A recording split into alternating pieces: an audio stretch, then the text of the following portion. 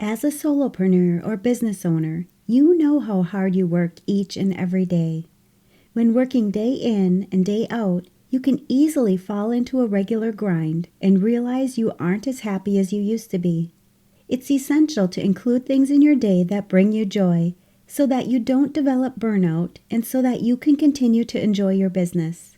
In today's podcast episode, I'm diving into the top ways that you can start or continue to bring joy into your business. Owning a business can be demanding and stressful, but by incorporating a few things into your business day, you can continue to enjoy your business just like you did when you first decided you wanted to start your business. It may take a little work, especially if you've created a business that you haven't been enjoying for a while, but I promise that by opening your mind and implementing at least one of the items that I cover today, you'll see a little more joy in your business. Whether you're starting a business or side hustle, you're a self-employed individual, a solopreneur, entrepreneur, mompreneur, freelancer, business owner, bookkeeper, or virtual assistant. It's important to continue to have joy and happiness in your business. So let's find out what you can start doing today to bring joy into your business. If you're a business owner who wants to take your business to the next level, whether you're starting a business, you're building your business, or you're serious about growing your business, I want to invite you to work with me so that you can meet your goals in the most accelerated, streamlined, and efficient way possible that also aligns with your life and the impact that you want to make with your business. As a CPA, business strategist, and coach, I've created two options for you to choose from when you work with me. The first is my Mastering Your Small Business Finances Profit Lab. This is a group program where we have live weekly business meetings and coaching sessions to answer your questions so that you can generate revenues and increase the profit in your business. You can learn more about the Profit Lab by going to financialadventure.com/profit. Or, if you like the idea of working with me on a more private, one-on-one basis, you can schedule a free consultation session where we'll go over where you currently are in your business and where you'd like to see yourself and your business in the future. During this session, we'll begin to map out the steps you need to take to achieve your goals. I'm helping my clients start their businesses, become more profitable, set strategies to move their business forward, and take control of their business and their finances while allowing them the balance and ability to enjoy their personal lives by utilizing business strategy, coaching, mentorship, and support. You can schedule your session today by going to financialadventure.com and clicking on the Work With Me button. By taking action in your business, you'll achieve your goals. By keeping everything simple, you'll avoid confusion and overwhelm. You'll understand your business finances, your next steps, and you'll follow through with the vision that you have for your business. My goal is to help you dream big, follow your heart, and love what you do.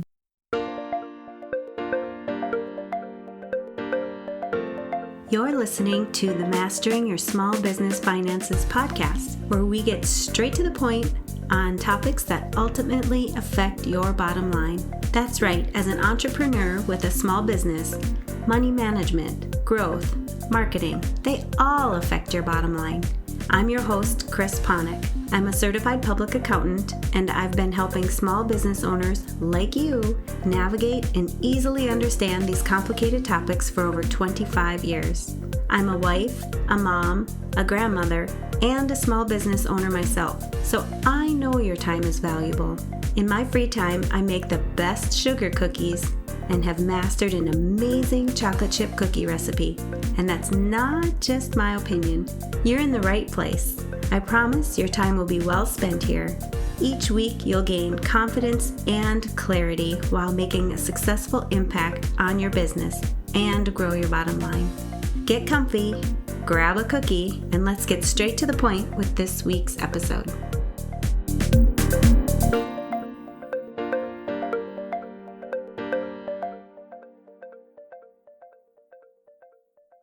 Welcome back. During this time of the year, when you may be wrapping up your financial information for the last year and getting ready to file your tax returns, you may be finding very little joy or happiness in what you're doing. I know I have a lot of accountants, CPAs, bookkeepers, tax preparers, and other financial professionals who listen to this podcast, and I totally understand how this time of the year may be hard on you. Or maybe you live in a state like I do, where the winter and the snow are overall just getting you down, and you can't wait for spring and all of its amazingness to come. Owning a business can be mentally and physically draining. There may be times when you're having a hard time finding joy or happiness in your business, but today I'm going to cover multiple ways that you can easily take a few steps to bring that joy and happiness back into your business. The first thing I want you to think about is why you wanted to start your business in the first place. The simple fact that you own your own business may bring you the joy and happiness that you're looking for. Take a minute and think about why you wanted to start your business. Then ask yourself if you're feeling that way with your business right now. Did you want to start your own business so that you didn't have a boss controlling when you worked or what you needed to do?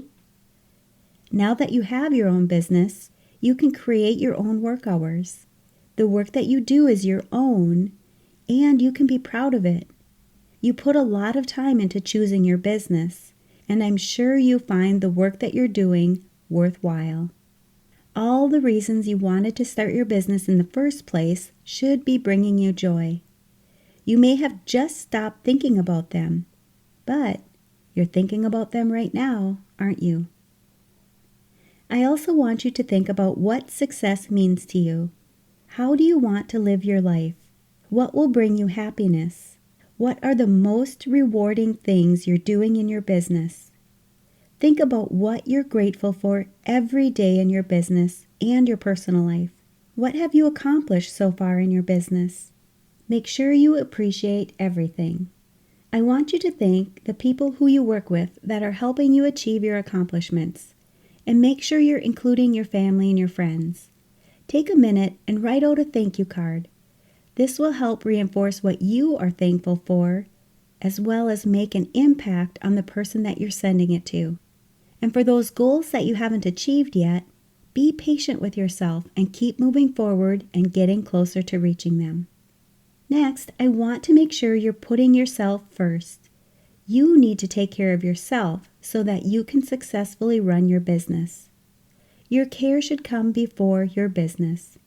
Make sure that you're able to get enough sleep, you're eating healthy, and you're able to get in your exercise. Incorporate nature whenever you can. Take a walk outside if it's possible. Turn off distractions like your phone at certain times of the day so that you can have full focus on the task that you're working on. Plan activities in the future so that you are excited about and mark them in your calendar. Don't change them, and make sure that you stick to your calendar and enjoy the activities that you're planning. These activities could be during your typical workday, or you can easily find happiness outside of your normal workday. When you're able to take a break, you'll find that you'll start enjoying your business more. Each break that you take can give you a fresh outlook when you return back to work. For your workday, try to set only 1 to 3 goals each day to help you prevent overwhelm. If you're able to get these tasks or goals done, then you can work on other tasks that you know need to get done. But don't tell yourself you have 50 things due in one day. Don't tell yourself you have to get it all done in one day, if that's not even feasible. Write down what your goals are for the day and make it a habit to cross them off your to-do list. For many business owners, the actual act of crossing something off your list brings happiness and joy. Make sure that you don't overbook yourself. Learn to say no.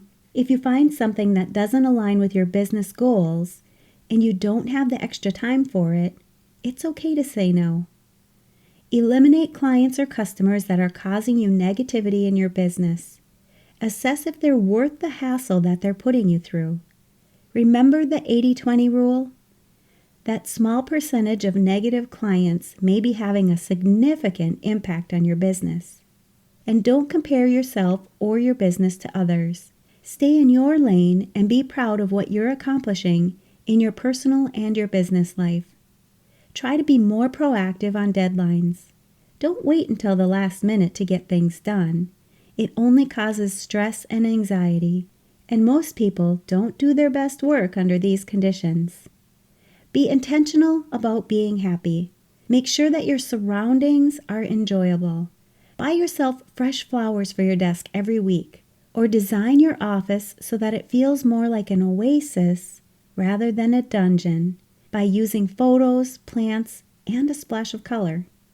There is joy in almost everything, and finding that joy can be challenging, but if you ask yourself in every situation, what is the joy here? You'll more than likely find something joyful, even if it's small. Try to be the person who can find joy in every situation. Make sure that you're in business for the right reasons.